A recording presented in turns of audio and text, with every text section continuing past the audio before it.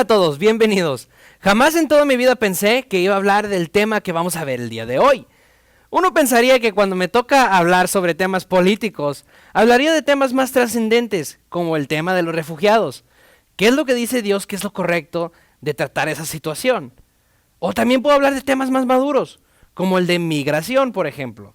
¿Qué es lo que dice Dios que debería ser nuestra perspectiva o actitud en ese tema?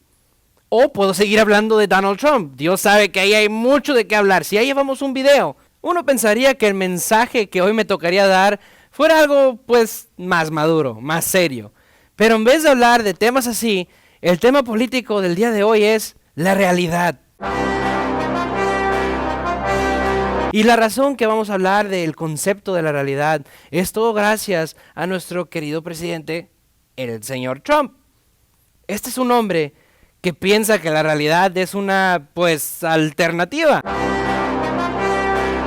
Por ejemplo, todos ya saben que Trump exageró la cantidad de gente que vino a su inauguración. Él dijo que la multitud que fue es la más grande que ha atendido ese evento en la historia de los Estados Unidos, cuando la realidad es completamente diferente.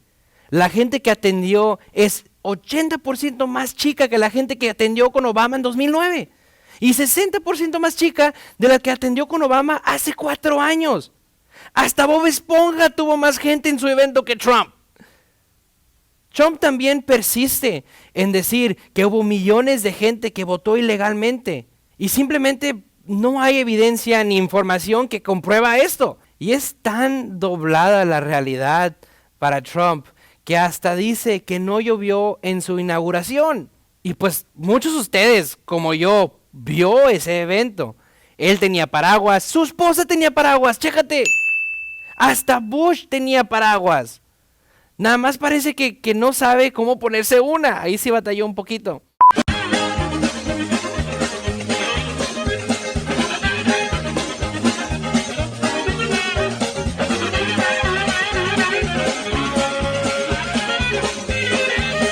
¿De dónde saca Trump que no llovió? Si está en cámara. No sé si se le olvidó o simplemente es inconsciente de la realidad.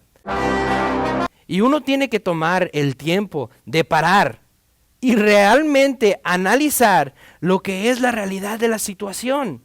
Pero chécate esto. Esto no nada más aplica a Trump. También aplica a nosotros. Precisamente a nuestra relación con Dios. O sea, nuestra fe.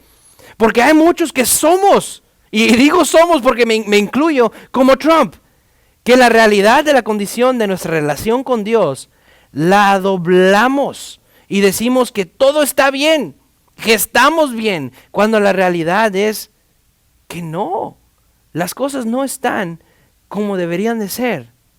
Y el punto con esto es que no es suficiente creer que eres un hombre o una mujer de fe. No es suficiente el decir que tú tienes una relación con Dios. Tu fe tiene que ser real, tiene que ser física, palpable, se tiene que reflejar en tu vida. Tiene que tener una presencia física. La fe no nada más es aquí adentro, es en tu vida real. Como dice en Santiago, por ejemplo, así también la fe, si no tiene obras, es muerta en sí misma. Este es un pasaje que describe perfectamente un concepto de la fe que desafortunadamente en el día de hoy se ha perdido. Que así como el creer es una parte vital de la fe, las obras también. Las obras también es algo vital a tu fe. Las obras, tus decisiones son una parte vital de lo que viene siendo tu relación con Dios. La fe es el creer y el hacer. O sea, hay 2 dimensiones a la fe. Está lo interno y está lo externo. Nuestra relación con Dios tiene que estar aquí adentro, pero también tiene que estar ahí afuera. Pero ¿sabes qué? En donde está tu fe, ahí está Dios. Y si tu fe nada más es aquí en lo interior, pues hasta ahí va a llegar Dios. Hasta ahí va a llegar la ayuda de Dios. Y pues teniendo esto activo aquí adentro es papita. Teniendo la parte interna, eso es lo más fácil. Lo difícil es teniendo eso activo en la vida práctica, en lo exterior. Nada más pregúntale a Trump. Mira, yo estoy 100% seguro que Trump verdaderamente cree que él es una buena persona y un buen presidente. Pero diciendo que eres una buena persona, creyendo que eres un buen presidente, no es suficiente para hacerte en una buena persona o un buen presidente. Diciendo no es suficiente, tú tienes que actuar como una buena persona y tienes que actuar y hacer las decisiones de un buen presidente. Y desafortunadamente nos pasa lo de Trump, que aquí en lo interior, pues todo está con ganas. Somos expertos en eso, pero en lo exterior, ahí es en donde la estamos regando, en las decisiones. Hacemos lo que queremos en vez de hacer lo que creemos. ¿Ves esa frase? Somos buenísimos para dejar a Dios entrar aquí adentro, pero cuando se trata de dejar a Dios entrar a nuestro diario caminar y nuestras decisiones como Trump, ahí la estamos regando. Y mira, Dios te lo pone bien sencillo. Cristo lo pone extremadamente fácil en Mateo 7, 21 al 27. Jesús dice, mira, está sencillo. A todos les llueve, hay adversidad, hay aires, hay vientos fuertes, la vida le llega a todos. Pero aquí está la clave.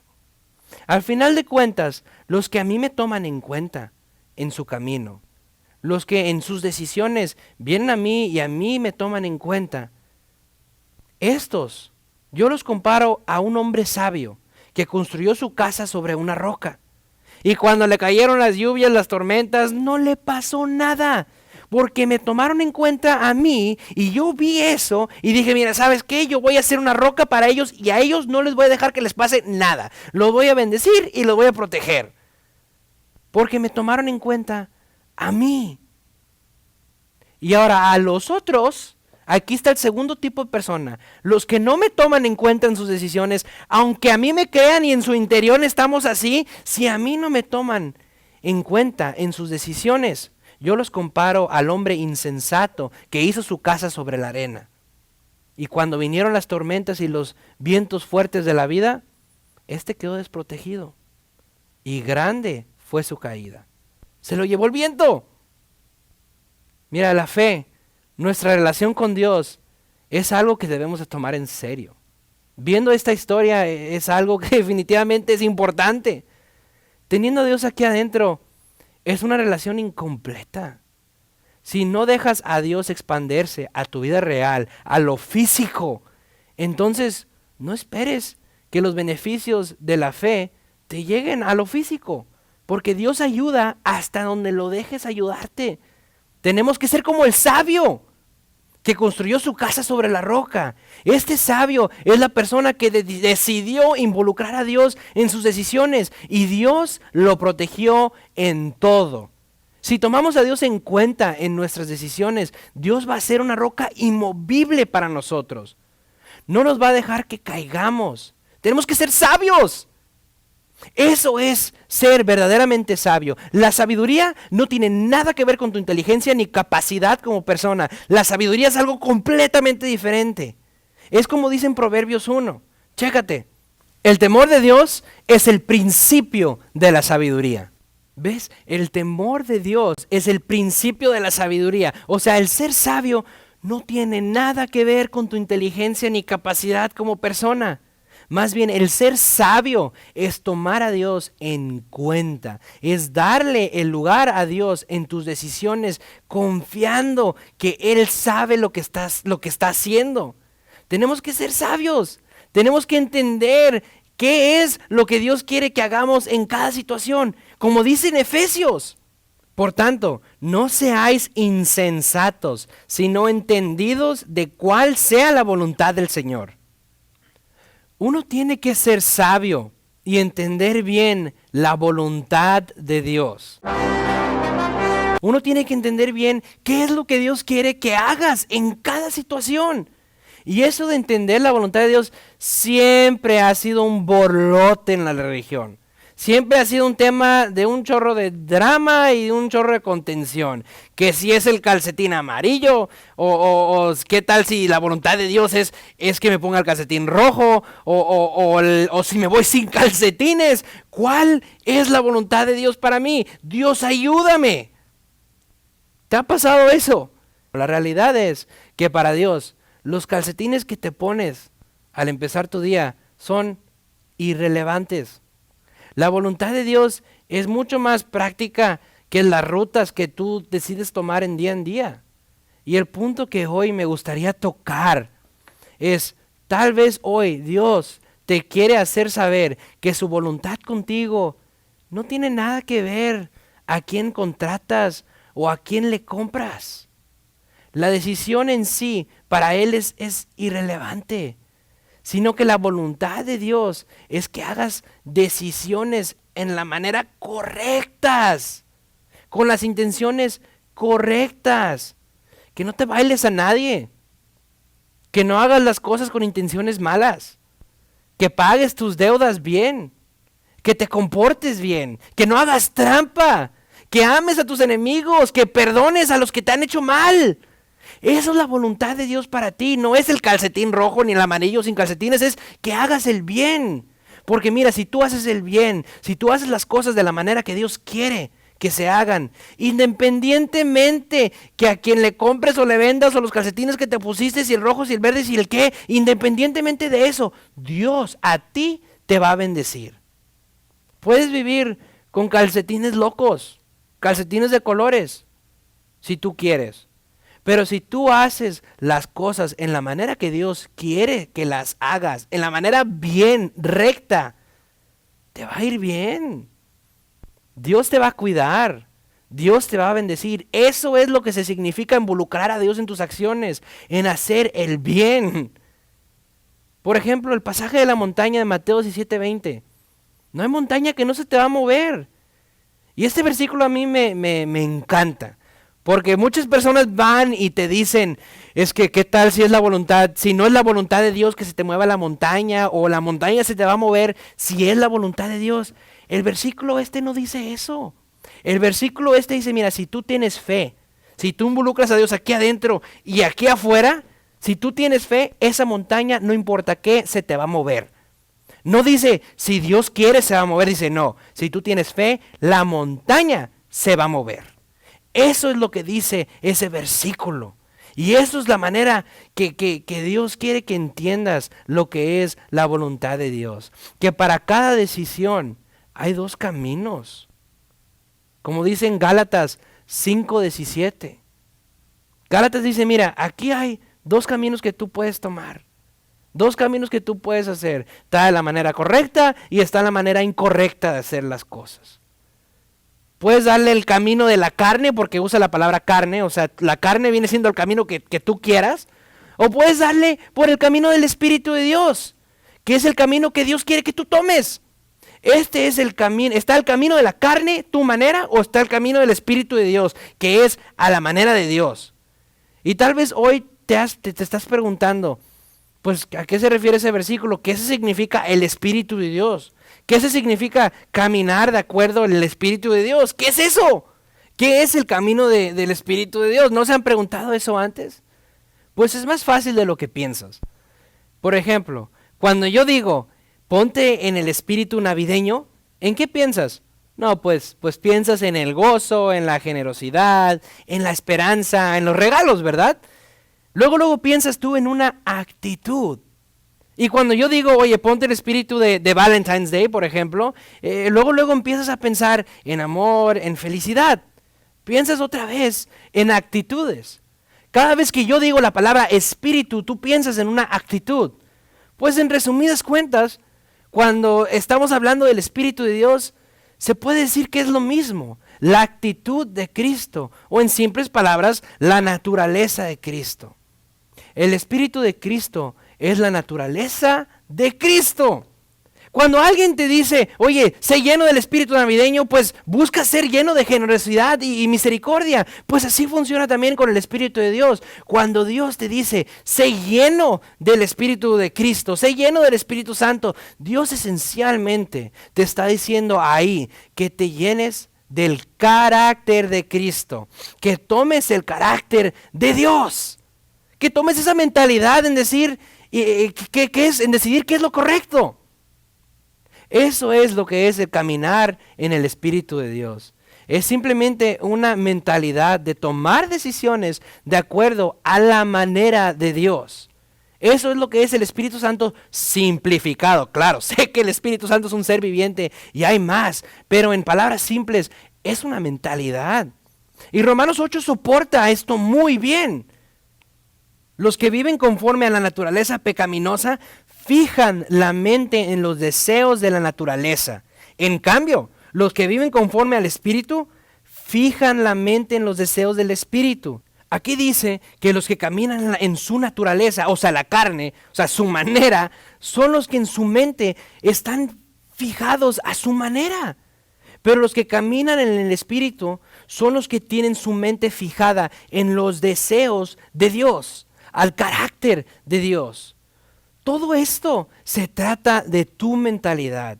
Y como Trump, hay que parar y analizar nuestras decisiones en nuestro diario caminar. ¿En base a qué las estás tomando? ¿Cuál es tu mentalidad? De hacer las cosas a tu manera, a la manera más fácil, en la manera carnal, natural, en lo que más te conviene. ¿Tienes una mentalidad carnal? ¿O tienes una mentalidad como el Espíritu de Dios? De hacer las cosas bien y de una manera justa, de una manera que involucra al carácter de Dios. ¿Cuál es tu mentalidad? Y esto es súper importante. Y mira, yo conozco las preocupaciones. ¿Qué tal si el cliente se me va? ¿Qué tal si pierdo más dinero haciéndolo de la manera recta? ¿O no me gano lo suficiente? ¿Qué tal si a mí no me aceptan? ¿Qué tal si me corren? ¿Qué tal si no soy suficientemente bueno? Los riesgos son válidos. Pero, ¿sabes qué? Tienes una promesa. Que aún en esas preocupaciones, en esos vientos, Dios será tu roca y Dios te bendecirá más que si sigues como sigues. Como dice en Isaías 1:17 y 19, aprended a hacer el bien, buscad el juicio, porque si quisieres y oyeres, comeréis el bien de la tierra. Aquí te está diciendo que si tú aprendes a hacer el bien y la haces, Dios te va a bendecir. Vas a comer el bien de la tierra. Ya no te tienes que preocupar. Y muchos ejemplos existen de testimonio de esta palabra. Pero el mejor de todos es Daniel. Daniel era un joven. Y bueno, no encontramos fotos buenas de Daniel, así que pusimos a Bob Esponja. Ni modo. Bueno, Daniel era un joven y era un joven esclavo que iba a servir en la corte del rey. Pero para servir en la corte del rey tienes que ser entrenado, te tienen que entrenar y enseñar cómo. Y ahí es donde empieza la historia de Daniel. Lo iban a empezar a entrenar. Y viene el entrenador de los esclavos y le dice a Daniel, mira, aquí te vamos a dar esta dieta, vas a hacer esto, vas a hacer lo otro, y así es como va a ir, para que tú seas fuerte y presentable al rey. Pero la cosa es que muchas de estas cosas iban en contra de las enseñanzas que Dios le había dado a Daniel. Y Daniel le dice al entrenador, mira, espérate, yo no puedo hacer esas cosas, porque no es la manera que Dios quiere que yo funcione, que yo viva. Lo que vamos a hacer es lo siguiente, a mí déjame comer los vegetales que Dios me dice que yo coma, de a mí déjame seguir la dieta que Dios me da, y tú todos los demás, pues dale la dieta del rey. Y el entrenador se queda, mira, si tú comes nada más vegetales, si tú le das por ese camino, tú no vas a ser igual de fuerte que los demás. Vas a ser más flaco y a ti te van a matar y a mí me van a matar por dejarte hacer eso. No va a funcionar así. Pero Daniel le dice, mira, ¿sabes qué? Dame 10 días. Dame 10 días y pruébame a mí y compárame a mí a los demás. Y después de 10 días, probaron a Daniel y sus amigos contra todos los demás. Probaron a los que tomaron la dieta de Dios y probaron a los que tomaron la dieta del rey. ¿Y sabes qué encontraron? Que la dieta de Dios es mejor. Daniel estaba más fuerte, en mejor condición y más sabio que todos los demás. Y de inmediato el rey decidió cambiar la dieta de todos. Ahora, puras verduras van a comer. ¿Cuál es el punto con esta historia? Que en la vida real todos te dicen, mira, de esta manera la vas a hacer, de esta manera opera el mundo, el negocio o los tratos o lo que tú quieras. Y te van a tratar de convencer de eso.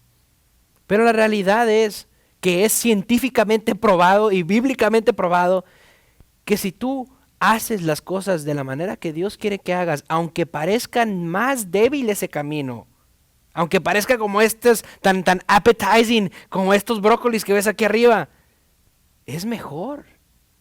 La dieta de Dios siempre va a ser mejor. Así que, ¿qué te llevas el día de hoy? Número 1, la fe es algo interno y externo. La fe, como es interno, también tiene que ser externo. No puedes dejar a Dios fuera de tus decisiones físicas y esperar tener todos los beneficios de la fe. No funciona así. Y por eso, número 2, en cada situación que tú te enfrentas vas a tener 2 opciones. La opción de ser como Trump o la opción de ser como Daniel. Vas a tener esa oportunidad de hacer las cosas a tu manera o hacer las cosas de acuerdo a la manera de Dios.